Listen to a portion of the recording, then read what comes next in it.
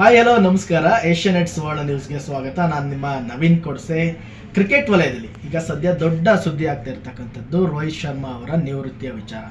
ಯಾಕೆಂದರೆ ರೋಹಿತ್ ಶರ್ಮಾ ಕಳೆದ ಅಫ್ಘಾನಿಸ್ತಾನ ಎದುರಿನ ಸರಣಿಯಲ್ಲಿ ಒಂದು ಅವರೇಜ್ ಪ್ರದರ್ಶನವನ್ನು ತೋರಿದ್ರು. ಆದರೆ ಇಂಗ್ಲೆಂಡ್ ಎದುರಿನ ಸರಣಿಯಲ್ಲಿ ಅವರ ಪ್ರದರ್ಶನ ಕೊಂಚ ಕಳಪೆಯಾಗಿದೆ. ಈ ಬಗ್ಗೆ ಮಾತಾಡಲಿಕ್ಕೆ ನಮ್ಮ ಜೊತೆ ಹಿರಿಯ ಕ್ರೀಡಾ ವರದಿಗಾರರಾಗಿರ್ತಕ್ಕಂಥ ಸಂತೋಷ್ ನಾಯ್ಕ್ ಅವರು ಇದ್ದಾರೆ.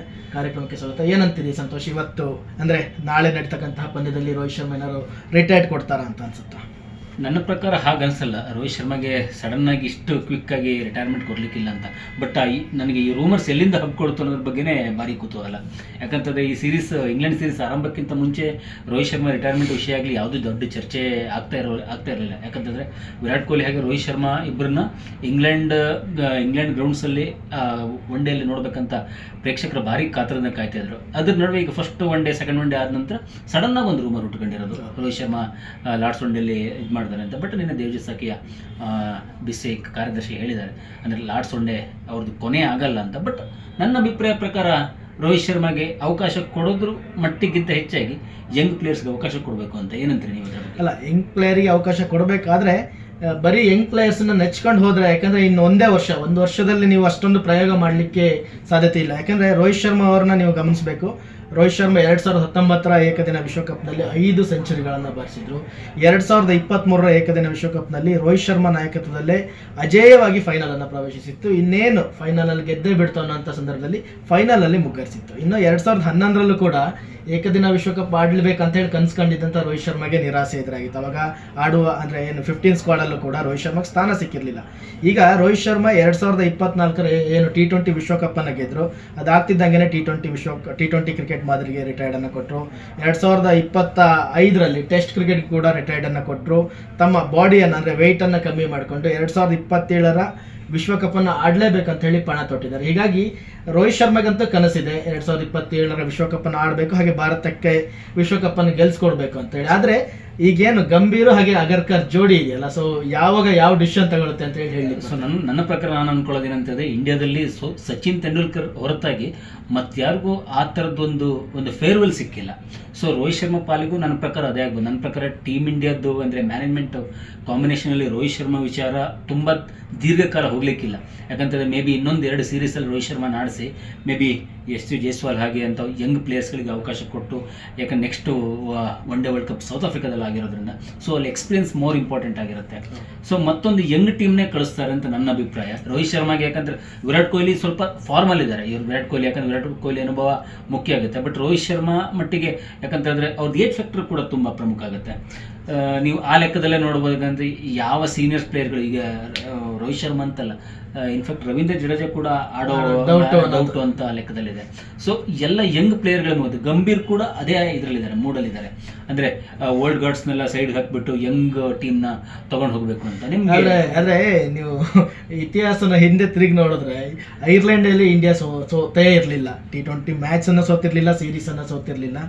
ಇಂಗ್ಲೆಂಡ್ನಲ್ಲೂ ಕೂಡ ಬಿಲಾಟ್ರಲ್ T20 ಸೀರೀಸನ್ನು ಯಾವತ್ತೂ ಇಂಡಿಯಾ ಸೋತಿರಲಿಲ್ಲ. ಆದರೆ ಈ ಗಂಭೀರು ಮತ್ತು ಅಗರ್ಕರ್ ಅವರ ಏನು ಎಕ್ಸ್ಪೆರಿಮೆಂಟ್ಸ್ಗಳೆಲ್ಲ ಇದಾವಲ್ಲ, ಇವು ಒಂದೊಂದು ರೀತಿಯಲ್ಲಿ ನೆಲ ಕಚ್ಚೋ ರೀತಿ ನೋಡಿದ್ರೆ ಸೀನಿಯರ್ಸನ್ನು ಕೈ ಬಿಟ್ಟು ಬರೀ ಯಂಗ್ಸ್ಟರ್ಸ್ಗೆ ತೀರಾ ಮಣೆ ಹಾಕೋದು ಬಹುಶಃ ಕೈ ಸುಟ್ಕೊಳ್ಳಂಗೆ ಆಗ್ಬೋದೇನೋ ಅಂತ.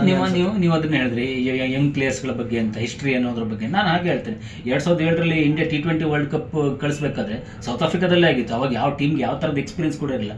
ಒಂದು ಯಂಗ್ ಆ್ಯಂಡ್ ಎನರ್ಜೆಟಿಕ್ ಟೀಮ್ ಆಗಿತ್ತು. ಸೊ ಇದೇ ಥರದ ಪ್ಲಾನ್ ಈ ಸಲ ಸೌತ್ ಆಫ್ರಿಕಾದಲ್ಲಿ ಒನ್ ಡೇ ವರ್ಲ್ಡ್ ಕಪ್ ಆಗೋ, ನೆಕ್ಸ್ಟ್ ಮುಂದಿನ ವರ್ಲ್ಡ್ ಕಪ್ ಸೌತ್ ಆಫ್ರಿಕಾದಲ್ಲಿ ಒನ್ ಡೇ ವರ್ಲ್ಡ್ ಕಪ್ ಆಗೋದ್ರಿಂದ ಸೊ ಈ ಸಾರ್ತಿ ಕೂಡ ಒಂದು ಯಂಗ್ ಆ್ಯಂಡ್ ಎನರ್ಜೆಟಿಕ್ ಟೀಮ್ನ ಕಟ್ಟೋ ಪ್ಲಾನ್ ಹಂತದ ಇದು ಅಂದರೆ ಆರಂಭಿಕ ಹಂತ ಅಂತ ನಾನು ಒಳ್ಳೇದು. ಆದರೆ ಇದು ತುಂಬಾ ಶಾರ್ಟ್ ಪೀರಿಯಡ್ ಆಗುತ್ತೆ ಅಂತ ಅನ್ಸುತ್ತೆ. ಯಾಕಂದ್ರೆ ನೀವು ಒಂದು ಅಭಿಪ್ರಾಯ ಒಪ್ಕೊಳ್ತೇನೆ, ರೋಹಿತ್ ಶರ್ಮಾ ಅಂತ ಪ್ಲೇಯರ್, ರೋಹಿತ್ ಶರ್ಮಾ ಅಂತ ವರ್ಲ್ಡ್ ಕಪ್ ಗೆಲ್ಸ್ಕೊಟ್ಟಂತ ಪ್ಲೇಯರ್ಗೆ ಸೊ ಅದು ಗುಡ್ ಫೇರ್ವೆಲ್ ಇರಬೇಕು ಅಂತ ನನ್ನ ಪ್ರಕಾರ.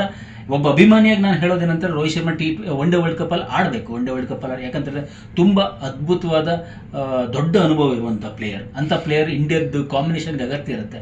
ಬಟ್ ನಾನು ಹೇಳ್ತೇನೆ, ರೋಹಿತ್ ಶರ್ಮಾ ಮುಂದಿನ ದಿನಗಳಲ್ಲಿ ರೋಹಿತ್ ಶರ್ಮಾ ಫಾರ್ಮಿನ ಪಿಕ್ ಆದರೆ ಖಂಡಿತ ಟೀಮ್ ಮ್ಯಾನೇಜ್ಮೆಂಟ್ ಭಾಗವಾಗಿರ್ತಾರೆ.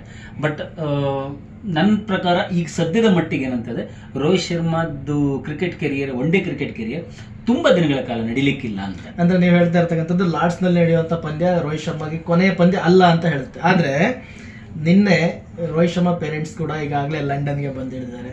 ತಮ್ಮ ಮಗನ ಕೊನೆಯ ಅಂತಾರಾಷ್ಟ್ರೀಯ ಮ್ಯಾಚ್ ನೋಡಲಿಕ್ಕೆ ಅಂತ ಹೇಳಿ ಅನ್ನುವಂಥ ಗಾಳಿ ಸುದ್ದಿಗಳು ಕೂಡ ಸೋಷಿಯಲ್ ಮೀಡಿಯಾದಲ್ಲಿ ಸಾಕಷ್ಟು ಸದ್ದು ಮಾಡ್ತಾ ಇದೆ. ಅದ್ರ ಜೊತೆಗೆ ರೋಹಿತ್ ಶರ್ಮಾ ಏನು ಎಜ್ಬಾಸ್ಟನ್ನಲ್ಲಿ 11 ರನ್ ಹೊಡೆದ್ರು, ಕಾರ್ಡಿಫ್ನಲ್ಲಿ 26 ರನ್ ಹೊಡಿಲಿಕ್ಕೆ ಕೂಡ ತಡ್ಕಾಡ್ತಾರೆ. ಸೊ ಹೀಗಾಗಿ ಯಾಕೋ ಅದು ಸೆನ್ಸ್ ಹೊಡಿತಾ ಇದೆ ರೋಹಿತ್ ಶರ್ಮಾ ರಿಟೈರ್ ಆಗ್ತಾರೆ ಅಂತ ಹೇಳ್ಬಿಟ್ಟು.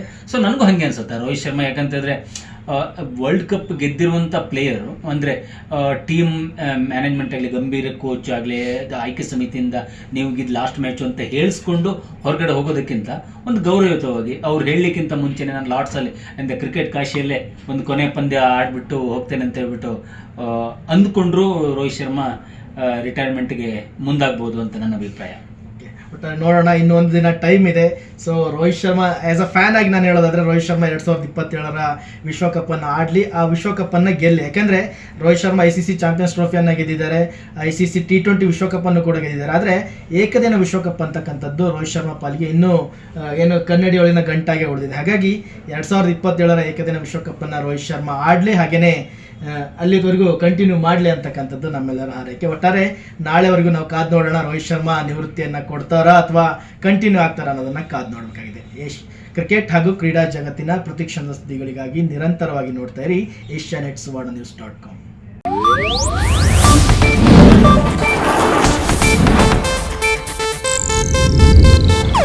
ಇದು ಏಷ್ಯಾನೆಟ್ ನ್ಯೂಸ್ ನೆಟ್ವರ್ಕ್ ಪ್ರಸ್ತುತಿ.